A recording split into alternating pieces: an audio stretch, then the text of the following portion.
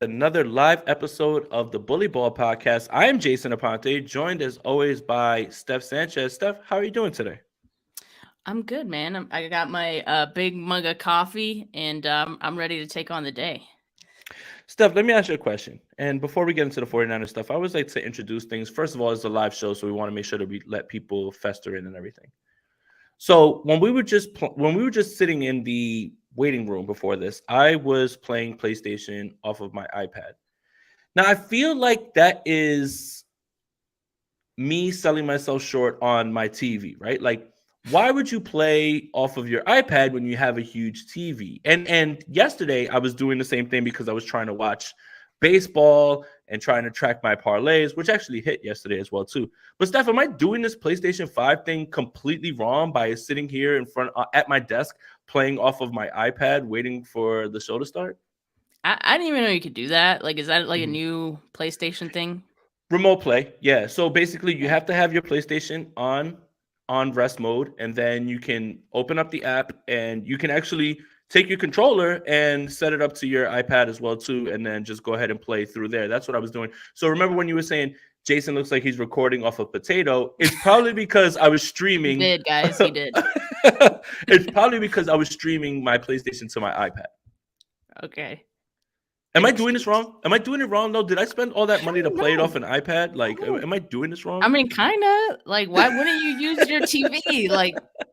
Like, okay. Does the iPad? Not to derail us too long here, but does the iPad, if you take it with you somewhere else and you brought your controller with you, like let's say out of your house, like Mhm. would that work? Like, could you play it like remotely like that?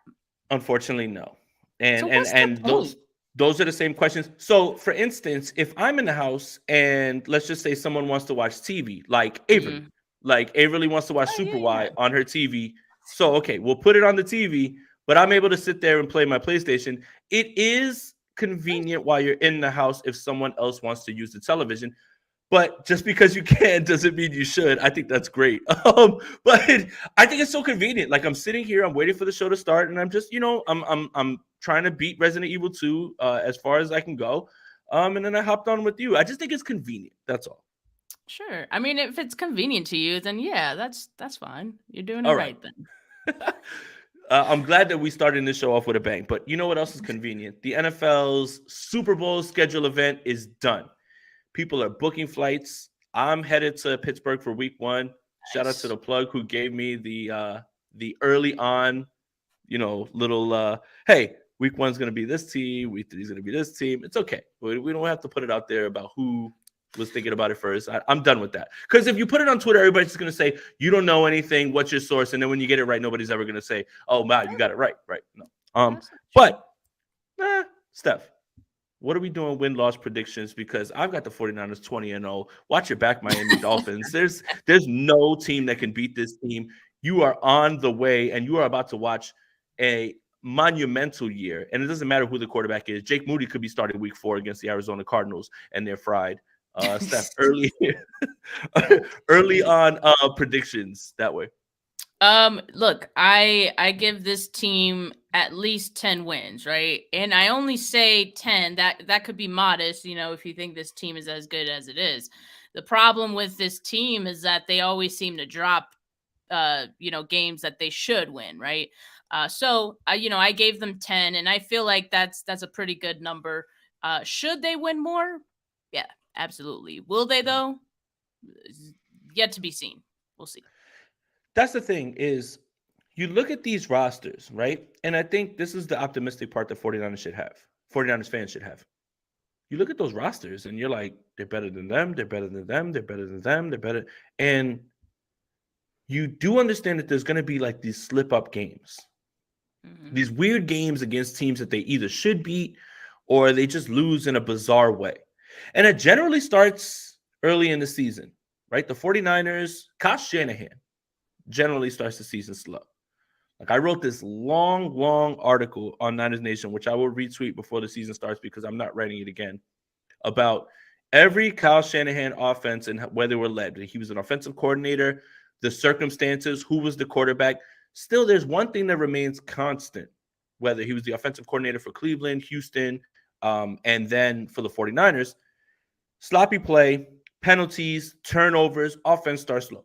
Almost every single year. The only year that you can really change that narrative is the Detroit game, in which they scored a bunch of points, but they were still sloppy. They still failed to finish that game out. And then you have last year, the rain, all those things. That game wasn't straight, right? 16.5 points per game in week 1 under Kyle Shanahan, right?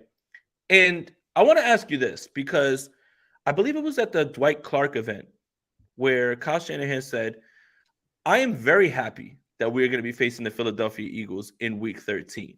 And I felt like he's self-aware about two things. One, maybe the quarterback that he wants to start won't be, ready in time. But two, he does understand that his team starts slow. I mean, they play probably his starters in preseason probably played the equivalent of 2 quarters in 3 games, and then he expects them to hit the ground running. I also do want to point out, week 1 is a weird week for everybody. The Steelers, who the 49ers have, the last 2 years, have beat the Cincinnati Bengals and the Buffalo Bills. One with washed Ben Roethlisberger, the other with Mitchell Trubisky. So week 1 is the weirdest week of the year for everybody, but the 49ers still seem to start slow stuff. Yeah, they do. I want to ask you this. Like, do you feel like now that Christian McCaffrey is on this team, that the team can start off, kind of on a high note? Because that kind of felt like last season, him, being added to this team kind of changed the entire offense. And, clearly what Kyle Shanahan was able to do, not just with McCaffrey in the run game, but just like entirely an offense. So do you feel like that will make a difference, or are we still going to see the same 49ers of old to start? I hope so. And I think that's the idea behind that as well, too. You have to remember last year, besides the rain, George Kittle didn't play in that game in week 1. And that's another thing that we have to be hesitant about when we're going about season predictions. You never know what's going to happen in training camp. Someone's going to tweak something, not play. Someone gets hurt in the game, during the game. Something is weird. Again, there's always these wonky games that always happen. The Chicago Bears beat the 49ers last year, and that was one of 3 victories for them. One of 3. And that's not good. That's not great. I'm not here to blame the quarterback for it, but the defense didn't necessarily play well either. They gave up 2 busted coverages that ended up in touchdowns. And then when it starts to rain and your offense really needs to pick it up, then it's really hard. And then we forget Deebo Samuel fumbles in the red zone. That could have been a touchdown. There's so many things that go into it. So when people look at win-loss record for quarterbacks, it's always, did they win when this quarterback started? Well, give me the context of that. And then Elijah Mitchell gets injured in this game. All of these things have happened, right? And a lot of people forget all those things. But that's what's weird about the NFL, right? Every time that you look at a game and you're like, this team should beat this team, this is when it just goes apart, right? And that's the parody of the NFL. So for 49er fans, you can be optimistic and say 14-3. I've got them at 13-4 by the least, right? I think the Bengals are going to give them a problem. I think that they lose one of those weird games to Seattle this year. I don't think that they sweep them as well. But the other games that are going to be lost this year are not going to be something that you saw coming, right? It's going to be something very weird. And I do think it's important for the 49ers to start off in week 1 with a victory. But Christian McCaffrey definitely has a chance to do that no matter who's the starting quarterback. Sam Darnold, Brock Purdy, Trey Lance, Jake Moody, whatever it is. So that's the other thing too. Like, in addition to already having these like early season woes, you're now going into the season not knowing who the quarterback is going to be. At least right now in May, right? We don't know. Hopefully by week 1, you have a good idea. But that quarterback is not going to be. It's a possibility that quarterback is not going to be the same guy. It's not going to be Brock Purdy. Maybe it might be Sam Darnold. It might be Trey Lance. Like we just don't know. So, and we're just expecting that guy to go in there and handle business the first few weeks of the season, what have you. Like, if Brock Purdy's not ready, that could be kind of shaky too, in its own right. So I think, there's definitely a lot of factors in the past. There's been a lot of factors for why I think this team has started slow, but I think you hit it on the head. Like, it's mostly the discipline stuff that's been the biggest issue for this team, and hopefully they can get that sorted out in preseason, right? Because it's one of those things that you don't want to have to coach, or you don't feel like you need a coach until things start to get a little, go a little south as far as discipline goes, and the penalties and all that. But I feel like that always should be something that you're like coaching into your team,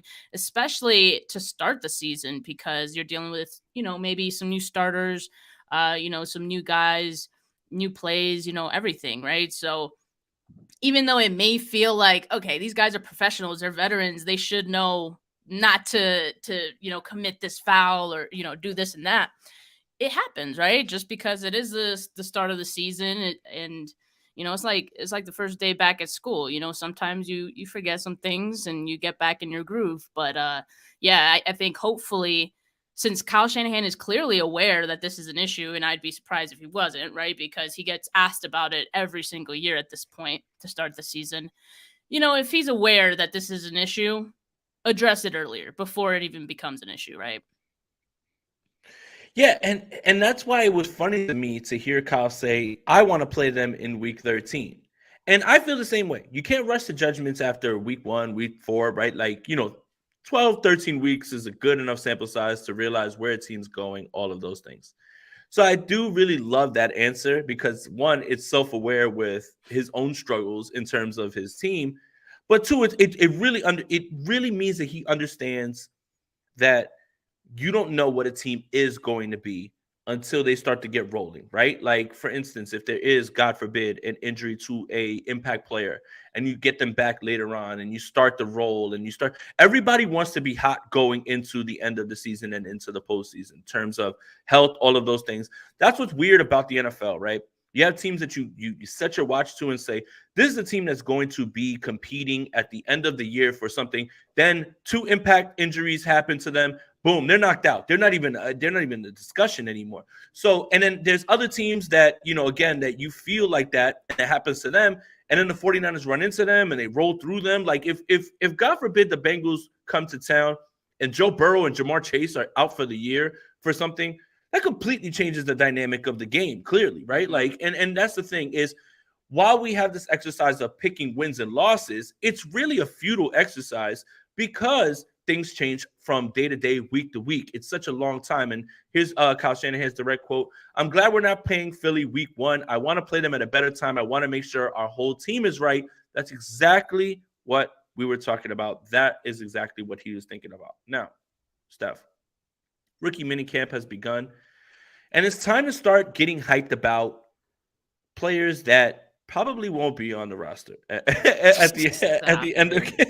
I'm sorry, Steph. I had to deal with Trent Sherfield 2 years ago being the new AB because he caught a few passes and he wore 81, That's true, though. That got out of hand. The list goes on and on of OTA, minicamp, camp warriors, guys that are ready to tear it up. I think the only guy that really tore it up and moved on to the team was Jordan Mason. That was the one where we were all hyped. We were like, hey, Jordan Mason is that guy. And you know what? That one worked out. Trent Sherfield made the team clearly, but Antonio Brown, because he wore 81. But there's a new video circulating of a new player, Steph. Do you want to take us through that as Rob pulls it up and talk about the player? Yeah, I mean, this one has been generating a lot of buzz in 49ers Twitter and just 49ers fans circles, right? And it's Ja'Cory Pearson, XFL star wide receiver. And he did pretty good with the Sea Dragons. He led them in receptions, and I believe something else as well, but I don't recall. So solid player. But let's not get carried away. Like, this is one rep, right? Off of one clip that we just happen to get on social media. We don't see all of the others. So Kyle Shanahan has made it a point to bring in a lot of wide receivers, not just for rookie camp, but also it seems like going into OTAs and training camp, there's going to be a battle there, right? And I don't know, maybe is he trying to light a fire under, Danny Gray, or like, I don't know. Maybe they're getting ready for Juwan Jennings' departure after this season. Could be. But, the point is there's going to be an opportunity, I think, for some of these guys to stick. But let's not assume that Ja'Cour Pearson is going to be that guy. If I recall, he was trying out, right? He was at rookie minicamp on a tryout basis. So I haven't heard that he's been signed by the 49ers or any other team. He also went to the Colts and Falcons minicamp on a tryout basis. Haven't heard either one of those teams sign him either. So, it's not a guarantee of anything. And of course, he was solid in the XFL. Maybe he'll continue to be there. Maybe a team picks him up. I don't know. But, I think it's a lesson in, maybe just taking all of these things with a grain of salt, and not getting too carried away with some of these, off-season clips. I love the off-season clips personally because I just like to see how guys are doing. And, you get a look inside what's going on in some of these practices and whatnot. But, just pump the brakes a little bit sometimes because the hype, sometimes gets a little out of control. So, yeah, he might be good, but we'll see. The 49ers will have to sign him first, guys. And again, 53 men make the roster. How many tight ends? How many wide receivers? 5 to 6. I mean, you've got locked in 4 guys pretty much at this point. And, the training camp hero that I'm looking at is Kalen Laybourne of Marshall. Yeah. I think he's the Jordan Mason this year. There's 3 people that are on the clock in this training camp. TDP, Ambry Thomas, Danny Gray. All 3 of you are on the clock. Mm-hmm. All 3 of you have to show something to stay on this roster. Kyle Shanahan has made no bones about getting rid of people, even if you're a 3rd-round pick. Trey Sermon, the list goes on and on. Dante Pettis was even higher. It's time for you to go. It's one of these 3 guys. Well, all 3 of these guys need to show a little something. That's why I think Laybourne kind of jumps over TDP because he is athletic and he feels like a Kyle Shanahan undrafted free agent gem, just like Jordan Mason. With Danny Gray, I don't want to make sure that I bury him myself, but I'm not talking about what my feelings are. It's what their feelings are and how they feel about him in the building. And I do think a little bit of it has to do with Danny Gray was supposed to be tied to Trey Lance being the long-term starter. And as we know right now, we don't think that that's something that if Brock Purdy's healthy can happen, right, at this point. The other thing is, Ambry Thomas, I'm sorry, that's another 3rd-round pick that is just, again, I'm reading what this isn't tea leaves. I'm reading what the 49ers are doing. So go back to the Atlanta game last year when Samuel Womack has to come in because Charvarius Ward gets injured and go play outside, and you have Ambry Thomas who played down the stretch the year before and literally can get no time on the field. That's more telling than any sort of tea leaves. That's literally what the team is telling you what they're doing. So those 3 guys are on the clock. Ironically enough, all 3 are 3rd-round picks. And it'll just lend to the idea that 3rd-round picks aren't exactly the 49ers' forte, even though I think the world of Jair Brown, who we're going to get into in a little bit, after what we heard from Steve Wilkes. But 3rd-round picks have not been the 49ers' strong suit. Nice. Is that a Charlie Brown mug, Steph? No, it's actually it's Gudetama. It's actually my girlfriend's mug. She loves Gudetama. Okay. And it's a 20-ounce mug. Okay, it's 20 ounces. Yeah. So I started taking like collagen in the morning, and like it's like a powder, but it's like the unflavored one. And anything that tastes unflavored tastes like shit. Like Rob, bleep it out, Rob. Leave it out, Rob. You've had have you had unflavored like Greek yogurt before? Absolutely not. The idea of eating yogurt is gross. No. Okay, fair. Fair. But so basically I have to like double the amount of coffee I would get to like kind of take away the flavor of the powder. So that's why I have to drink like so much coffee just to get through those 2 scoops of collagen in the morning. But anyway, yeah, I mean, some of the other reports that we heard out of rookie minicamp, and I'm kind of going based off of Grant Cohn's the good and not so good. report that he always puts out for practices. So in the good column, he had Jair Brown, Daryl Luter, both of which he said they are built like third-year pros. So they look like NFL players already, and that's already a good sign when you don't have to put the extra work in the weight room, and you can come in ready. Brandon Willis also on the good. Ronnie Bell, he did point out his size. He's a smaller guy, but he can make these circus catches. He can make the tough catches look easy and things like that. So he kind of called them the anti-Dante Pettis, which could be good. Could be good for this team. Could be great. We'll see. Yeah, it could be real good. Linebacker Jalen Graham was also on the good, who you mentioned. Kalen LeBourne, Ja'Cour Pearson, he did have on the good. Isaiah Winstead, and center Ilm Manning. Now on the not so good, you ready for these? And let's not overreact to these two, because it is May. Some of these players have some time to get, of course, acclimated and whatnot. Cameron Latou, he did say that he's big. He looks like a veteran. Matt Barrows also pointed out the same thing. He passed the eye test of size, right? But Grant Cohn just said he doesn't move with a lot of finesse, and he needs to improve his concentration in traffic. Fine. Cameron Latou, I think we knew he was kind of raw. He's still somewhat new to the tight end position, so I don't think that's exactly surprising. I don't think it's something we should overreact to. D. Winters, little overweight, a little out of shape. That's okay too. It's not ideal, but it's May. As long as he can, get back into shape by training camp, he should be good. He has some time, right? So we're not worried about D. Winters too much. But just something to keep an eye on. And then Joey Fisher couldn't even finish the practice, right? Or he had to take a break at some point. And Santa Clara isn't that hot. You know what I mean? And so that I'm keeping an eye on that one, because that's a slightly concerning. So it'll get warmer soon.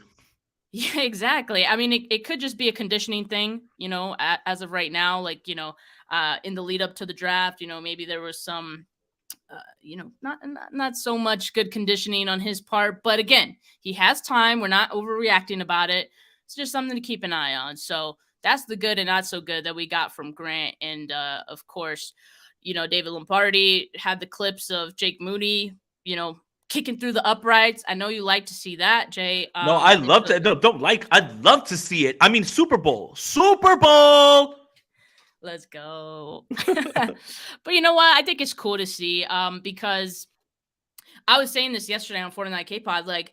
I think a lot of us need the validation that this pick was the right one in the third round. And yeah, you could say what you want about, taking a kicker in the third round. But again, if he is good, I don't think we'll really care about that, in years' time. So we need to see it. We need to see the content of him actually making these kicks. He's in the NFL now. Okay, he's still, making these kicks happen. So that's good. Because that's one of the first steps. As long as the transition is going well, that's already a good sign, right? So he looked comfortable. But yeah. Another guy I was going to mention, Leroy Watson, who former tight end. Now he's going to be competing at right tackle, maybe a depth spot, right? He's up to 300 pounds. Wow. Big dude. Yeah.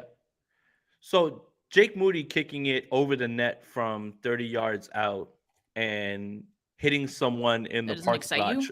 Yeah, hell yeah, it does. Hitting someone in the parking lot trying to get into their car, right? Almost like when Happy Gilmore hits the ball and he knocks the lady out of the window, or he hits the guy in the head. That's all I picture with Jake Moody, honestly. I also have to say that the black shorts with the red tights is an attribute. Swagger's an attribute. Look good, play good. So Jake Moody's already impressing me, and he's my day one winner from what I saw and everything. Super Bowl on the way, NFC missing pieces here. But I wanted to talk a little bit more about the guys that you said in the good, right? Jair Brown is somebody who Steve Wilkes really came to the press conference in which it was essentially his first real big press conference for 49ers fans and the impression that he was going to give. effusive with praise. And when I talked to Tig, he said that he spoke to them and he told them it feels like I belong here. And Wilkes echoed that. And this is his direct quote. His tape just jumped off at you. He just makes plays. His dedication to the game. He's mature. He sees it with a different lens. And I said, this guy right here can be the future for us. That's exactly the same thing that Tig told me when we spoke, talking about how they felt about him, how he felt that it was a perfect thing, how they had no idea why he slid so far, which is why they made the trade up. It doesn't feel like it's all lining up for Jair Brown to be this new guy for them.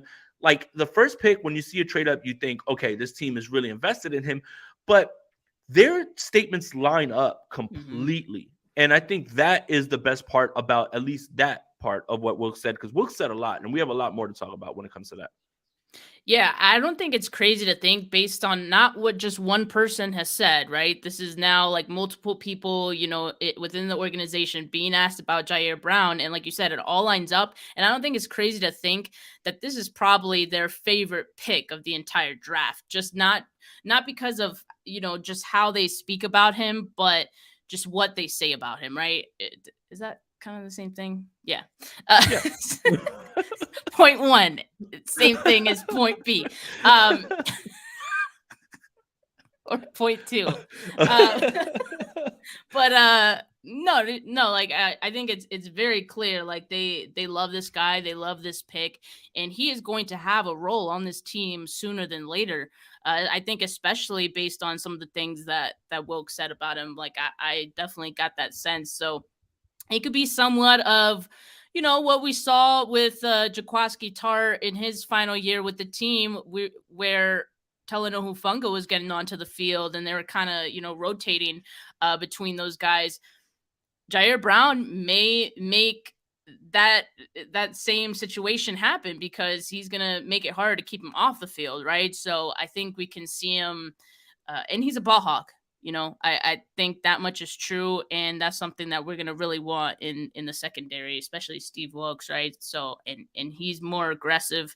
I think maybe we see him in blitzes, things like that. So I think there's definitely an opportunity for him to get on the field this season, and I'm really excited to see it just based on what everyone has been saying about him.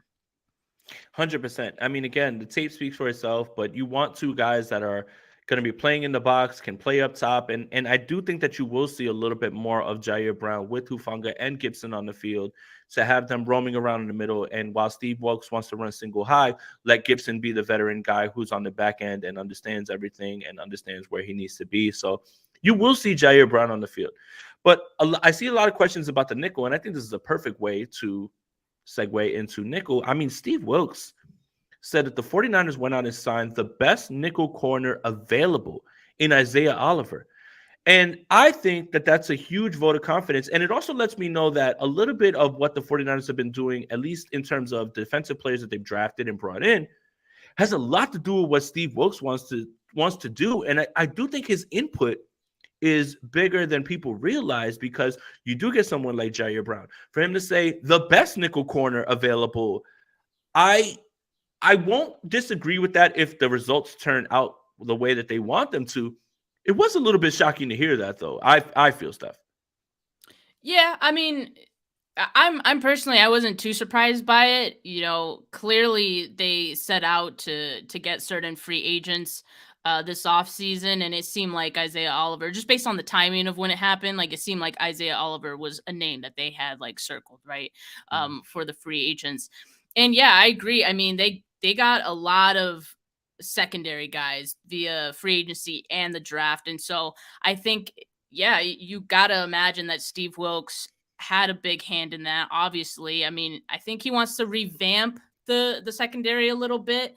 And hey, I'm totally cool with that, right? I think he's the perfect guy for it. And I think we're going to see this secondary possibly look the best it has since the Kyle Shanahan Lynch era, right? So I'm really excited for that. I think, you have Chris Kosaric on the D-line.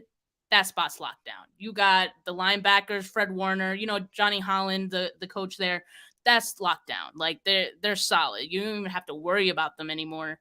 And now that we have a more secondary focused coach, like I think that's gonna, improve this defense leaps and bounds from what they were before, because that was always kind of the one thing that you can say to yourself needed to improve just a little bit better for this team. And Mike Clay, he ranked them 24th, right? The Ooh, the cornerback unit, or disrespect. their secondary unit. Which, The disrespect. yeah, you can call that disrespectful, but at the same time, like, I could see it from the outside looking in. I could see why someone would have that thought. I mean, last season they gave up like the most 20+ yard plays, right? Through the air. So, But yeah, that was, they to weren't be fair, perfect. that was a bit of like a 4 to 5 week stretch. And I feel like that kind I of mean, went away after a while. yeah, I mean, we know that this unit did improve, right? And we know that like Charvarius Ward is solid, right? And we know all these things about some of the guys that we have, but I think it is still yet to be like this consistent thing. Our secondary was not a no-fly zone, and Right. with like the pass rush that we had, I feel like there's opportunity for that to be that. And I think with Steve Wilks, that's kind of something that we'll probably see more of. And I think we'll see a slightly different style of coaching. I know altogether it was a big emphasis to keep most everything the same, and if it's not broke, don't fix it. But we're going to see little wrinkles, and that's what I'm excited about the most. One small wrinkle is that he's going to be calling plays from the booth, not from the field like Robert Saleh and, D'Amico Ryans did, where we got all those like awesome reactions from the field after a big play. We love those. But now, he's going to be coaching from the booth, which I personally totally get. I have no issues with it, because I feel like Steve Wilks is going to coach the secondary kind of like Kyle Shanahan coaches the offense. Let me explain. Kyle Shanahan, head coach of the 49ers, he's going to address the team when he needs to. He's going to do all the head coach admin stuff and whatnot. He's a head coach. But he's really the coach of the offense, and he leaves the defense, I think, up to the defensive coordinator for the most part. Like they kind of are two separate, very separate units, and he trusts his defensive coordinator to kind of be the head coach of the defense. But I feel like Steve Wilks, defensive coordinator of the defense, he's going to be focused, I think, more on the secondary because, like I mentioned, Chris Kosarick, defensive line lockdown, linebackers lockdown, secondary needs some work, needs some finessing, right? And that's like your blueprint. That's what you've always like coached, and that's like your specialty. So I think he's going to be looking at the secondary more than anything. And how do you do that best? From the booth, right? Because you see things from up top, you see the entire field. That's why all 22 is a thing, right? So you can see the coverages, so you can see like the spacing of everything, the timing of everything. You get a better feel for all of that. So if he's going to be making plays for the defense and he wants to have a better focus on the secondary and the coverages and all of that, what better way to do that than from the booth, from up top, right? So I think that's the reasoning for that. Yes, I'm going to miss the the antics on the field a little bit, some of the reactions that we got. But hey, have a camera on the booth as well, because I have a feeling that we'll see some good reactions from there as well. And to your point a little bit about the all 22, this is why I always buy the cheapest seat in the house. I love watching the Oh, plays is that develop why? whenever I'm broke too. Please donate to the show because I'm struggling to pay rent and all this stuff. No, but I love watching from the top because you see things develop. Sometimes it's a little bit frustrating. Like I can think of the NFC title game in LA. I'm watching George Kittle scream down the middle of the field, and I'm yelling, Kittle, Kittle, Kittle, Kittle. Jimmy doesn't see him, but you do see the play develop, and I do like watching it from up there. Obviously, being closer is cool for that reason, but it's the perfect tie into my budget and also me being able to watch the all 22 a little bit early. But I did see that came up a little bit when it came to who are they going to turn the camera to after strong defensive plays. And in our group chat, I sent the John Lynch meme, like that everybody still uses. undefeated to It this is, day. it Like, is, it's it is. so hilarious. It's the John Lynch meme from the Minnesota 2019 playoff game. He just looks so proud. He looks so happy. Like he's And like, it's the 360 turn for me. Like, it's the pan. Like, who? It's and just he so perfect. and he knows that the camera's on him. He doesn't bring character at all, man. So it's either you just go to that, or there's the other John Lynch gift that we use, which is him just sitting in the booth, like with his hand over his face, like that as well. So, I mean, that John Lynch meme, whenever there's a free agent, every single person uses just that, right? Like they're just like, it's John Lynch smiling with he looks so proud of that team. He looks so proud of what they've built, and he doesn't break character. That is an undefeated gift goat. But yeah, that's what it should be into. But all right, let's get a little bit more serious. So this is it right now. Like, it's to so this good. day, to this day, it still makes us crack up. Like, it's just so good. Dude, anytime a free agent is available, that's the gift that you're going to see either in the comments or people quote tweeting. It's just, he looks so happy. And Adam Peters is there as well, too. They're both smiling. They understand what they built. They're watching a playoff victory. They know they're going to the NFC title game to watch the Green Bay Packers. He's just so happy, man. But it's the pan for me. It is. And he just doesn't break character. He's smiling like a proud father. Like, all right. Oh my goodness. Yeah. All right. Let's keep it serious. But it looks like Steve Wilks has some things to say. And when I said earlier about players who are on the clock, he did have things to say about Javon Kinlaw. And I don't know if there's anybody more on the clock than Javon Kinlaw. And I want to be clear about this. Injuries are something that he can't control. Mm-hmm. And at the same time, this is a results-driven business. And you have to perform if you're expected to stay on a roster. Now, players become victim of their draft capital. In this particular case, Javon Kinlaw is replacing someone who was beloved by 49er fans in DeForest Buckner. All of these things are working against him at this point. Injuries are not his fault. He didn't draft himself there. He didn't mean to replace somebody else. At the same time, none of that matters when it comes to a result business thing. The injuries thing is what I'm more sympathetic towards. But Steve Wilks said, Kinlaw has just been tremendous since I've been here. He has not missed a day of offseason training, so I'm excited to see exactly where he's going to be. Steph, I said Ambry Thomas is on the clock, Danny Gray's on the clock, TDP is on the clock. Javon Kinlaw's on the clock, isn't he? Yeah. I mean, he has been. And then that's why, I'm a little surprised by, I guess, the hype of Kinlaw going into this season. Steve Wilks hyping him up here for sure. I want to ask you, Jay, are you buying another season or another off season of Javon Kinlaw hype? The naturally optimistic person that I am, and I never have anything negative to say about this team and anything like that. I'm like, that's a no. Yeah, I am though. I am. As a rotational player, I think he is. And unfortunately, that's not what the 49ers drafted him to be. But when you have Javon Hargrave, you have Eric Armstead, he can still impact the game. And you have to hope that he's so invested that, one, he wants to contribute to this team. Two, he has to put tape out there that's good. Because regardless if he's going to continue with the 49ers, someone else has to be able to see that tape and say, I can get something from that. I think he still has something in the tank.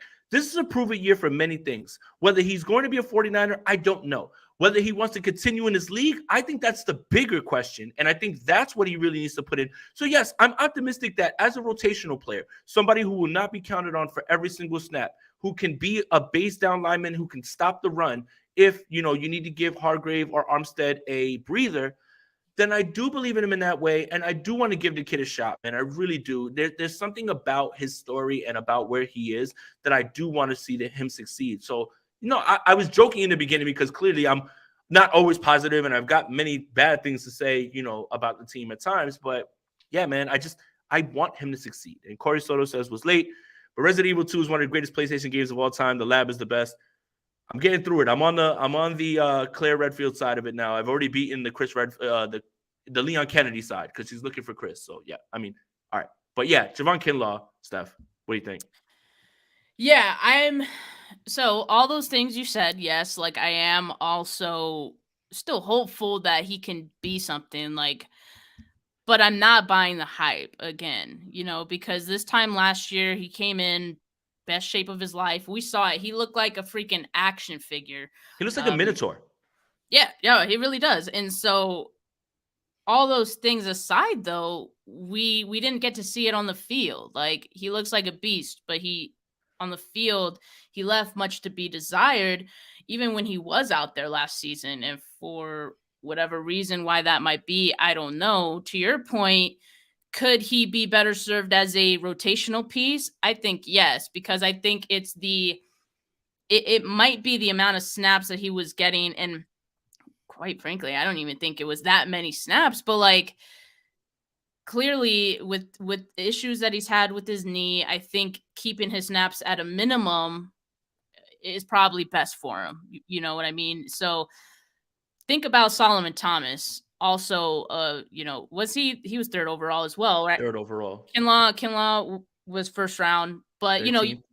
13, yeah. So the expectations were probably, just as big for both of these players. For Kinlaw, maybe even higher because he was replacing Buckner. I'm beyond that point though of just feeling like he's replacing that because at this point he doesn't even feel like he was meant for that. But a rotational role for him could work. Think about Solomon Thomas. It's like, yeah, we know you're not going to be that guy, but you're still on this team. We're not going to let go of you. Just be a rotational piece, and we'll see what you can do. So that could be the role that Kinlaw has this season. That could work because they have Javon Hargrave now as well, and so the middle could do well with Kinlaw coming off in certain situations. So it could work, but I'm not buying another offseason of Kinlaw hype and thinking that he's going to be like this crazy guy on the field. You know what I mean? Like I think I'm past that. So Well, I'm I'll say hopeful. But this. Brad Graham's conspiracy theory is that Eric Armstead is getting leaner and leaner to play more edge in certain spots. Now, that would leave it open for Kinlaw to play defensive tackle in those roles. But again, right now, it feels like when you go ahead and you address the defensive tackle position with the high, your highest paid free agent in day one, it's not exactly the vote of confidence that you believe that Javon Kinlaw is going to turn into what he has. And again, sample size has shown that he's just not been able to stay on the field, unfortunately. So there's a role for him. Again, injuries happen, right? Certain players who you think that are going to, Kevin Givens could get injured all of a sudden, like he has to play a little bit more. But yeah, go ahead, stuff. do you think that maybe he is a candidate to be traded? Because I know a couple people have brought it up, and For it's funny what? because whatever Rob does with anytime someone says something good about Trey Lance, I'm like, or Rob says that it's because they want to trade him. Well, I'm kind of gonna do the same thing with Javon Kinlaw, and Wow. I'm gonna say that maybe Javon Kinlaw is a trade candidate this season. Final year with the team. There are 49er disciples out there who may be interested. I'm looking at you, D'Amico. So it's a possibility. It doesn't hurt to hype a guy up. Now, I don't think that's why Steve Wilkes said those things. And, he didn't need to say those things. I think Steve Wilkes strikes me as someone who's, very honest and very straightforward. So I don't think he was just making those things up. And I don't think he was saying that just to try to get trade value out of Kinlaw. But I do kind of wonder if it's a possibility this season, maybe. Well, we've seen them do it before. I mean, John Lynch tried to tell people with a straight face that Trey Sermon was incredible in camp, and I don't think anybody who was there could even utter those words, let alone John Lynch. And that was in an attempt to trade him, which they eventually wound up cutting him, and someone else picked him up for nothing. But my question would be, what are you going to get back for him? I mean, at this point, you invested the 13th pick. He's replacing DeForest Buckner. Are you so desperate to get away from him that you'll take a 5th or 6th round pick at this point for him? And his salary is not even that big in the 4th year, right? Like it's the 5th year that would be that. The 49ers didn't pick up his option. Surprise, surprise. Makes sense. Um, yeah, I don't know. I don't know, man. I mean, if they lose Javon Kinlaw and he walks and he goes to another team the next year, I don't think you look at him and say, man, we should have just got that 5th or 6th round pick for him. I do think you watch him a little bit more and just see, and there's nothing wrong with having depth and allowing that to happen. Again, the 49ers have almost $10 million in cap space, even after signing their entire draft class and every single undrafted free agent right now. Now they have three options. One, you go after a free agent pass rusher. Two, you leave that open for if during the season you have a need somewhere and you have a player who can impact the team and help you, a la Christian McCaffrey, right? And you have the space to maneuver with that. Or three, you keep that $10 million and you roll it over and the cap increases next year so you're able to keep Brandon Ayuk. You make sure that the Bosa deal, when it gets done and it starts to toll, which would be the next year, would be under the and you can still sign players and keep guys. So the 49ers still have a bunch of leeway. So I do understand, like, the idea of, well, let's get a pick. The 49ers have been far more successful in the 5th and 6th round than they have in the 3rd.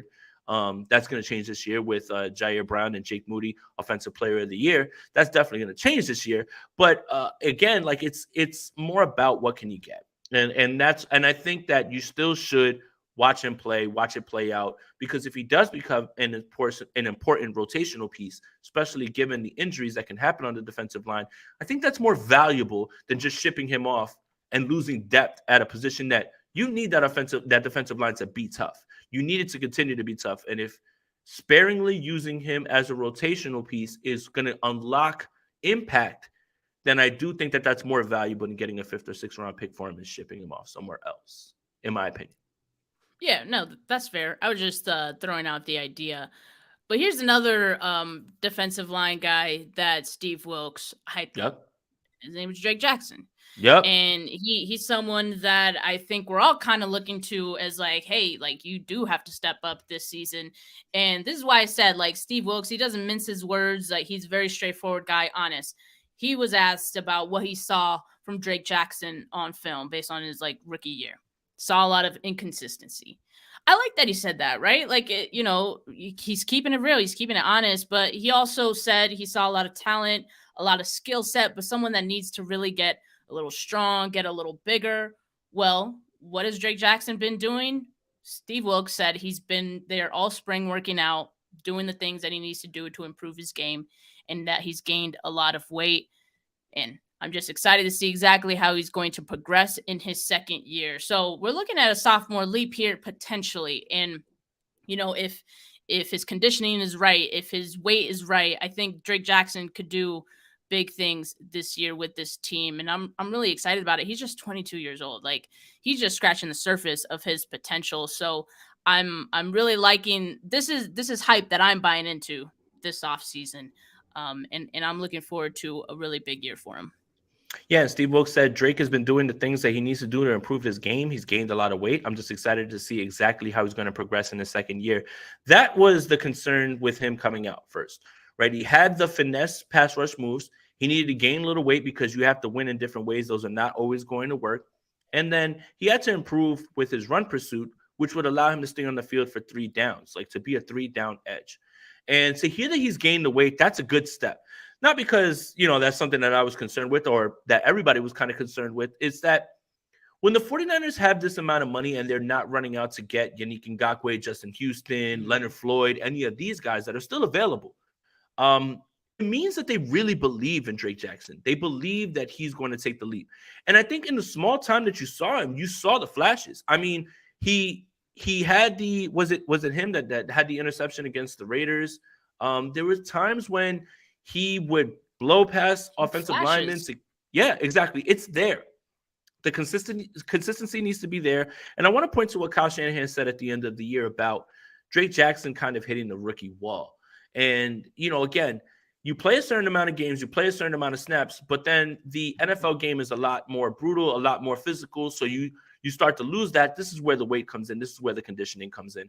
So I do like to hear this about Drake Jackson because they are absolutely counting on him. So, I like hearing that about him. I buy this hype. Again, you said he's 22. And when You hear John Lynch say, well, you have your board, and then you realize that certain players are available. We had no idea Dre Jackson would be available to us at 61. Sounds to me like they had a first-round grade on him, and a lot of other teams did. It's just the way that the draft shook out is where they got him. So I'm excited for Dre Jackson. I am 100% buying this hype as well, too. And it better work because the 49ers are definitely looking to him, and they're going to have Cleveland Farrell and Austin Bryant and a bunch of other guys who are going to fill in, Kerry Hyder as rotational guys. But it sounds like Dre Jackson's the guy on the other side from Nick Bosa. So very excited to see that as well, too. So, Steph, thank you for your time. 50 minutes in. Make sure you guys like this video. Subscribe to all 3 channels. Gold Standard on YouTube. Steph49K. Jason Aponte on YouTube. You can do all 3 of those things. Like all the videos on those channels. Subscribe to all 3 channels. Make sure that you're subscribed to the Gold Standard Podcast Network wherever you get your audio podcasts.